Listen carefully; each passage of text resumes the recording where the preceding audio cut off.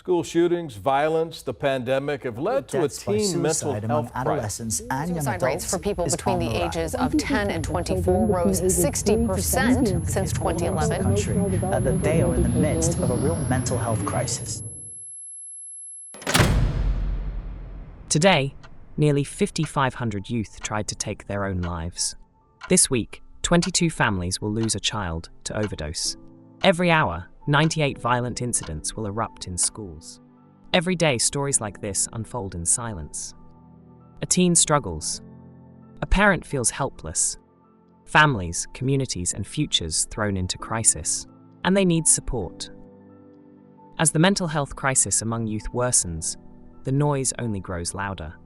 As parents, you're expected to be the lifeline. But what happens when every headline, every comment thread, every conversation only adds to your confusion?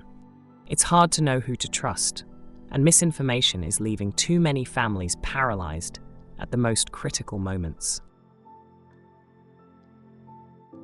We've all seen it, the arguments, the clickbait, the echo chambers. But this isn't just about who's right or wrong. It's about the stakes. When misinformation replaces credible solutions, real lives are caught in the crossfire.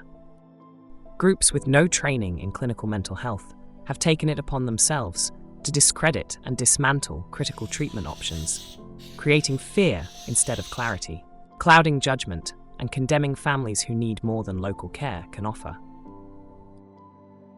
Let's look at a specific example of how this kind of misinformation is impacting families in crisis. Recovery isn't just about stabilization. Longer-term treatment can be necessary for youth to safely integrate back home. And when local solutions aren't enough, when therapy and after-school programs fail, when their child keeps ending up in the ER, or when the risks of staying home outweigh the challenges of leaving, parents may turn to out-of-home care. Options like psychiatric hospitals, rehab centers, therapeutic boarding schools, or residential treatment centers. These decisions are never made lightly. They are made out of necessity, but some groups are using cherry-picked data and presenting anecdotes as hard evidence, pushing to shut down essential treatment options and spreading fear about residential treatment, claiming no program is safe. They dismiss the progress made by programs that now focus on evidence-based, trauma-informed approaches. Instead, their narrative boils down to one dangerous and impractical suggestion: that no residential care is good care. The truth is, no single solution works for every child. No path is perfect, but dismissing the tools available because it didn't work for them doesn't fix what's broken.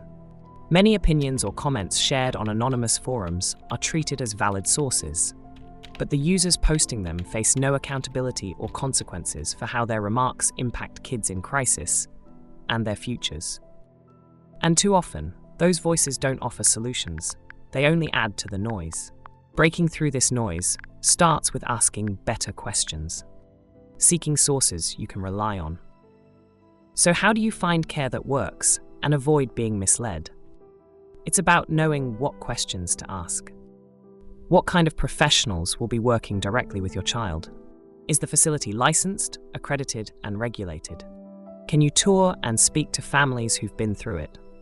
Are family therapy and individualized support included? Does it focus on your child's long-term growth, not just short-term fixes? Do they offer accredited academics and daily recreation activities?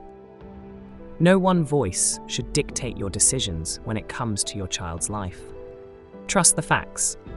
Ask for transparency. Talk to your healthcare professionals and contact treatment centers to vet their quality. And choose what's best for your family, not based on fear, but on knowledge. The choices you make today can transform your child's tomorrow.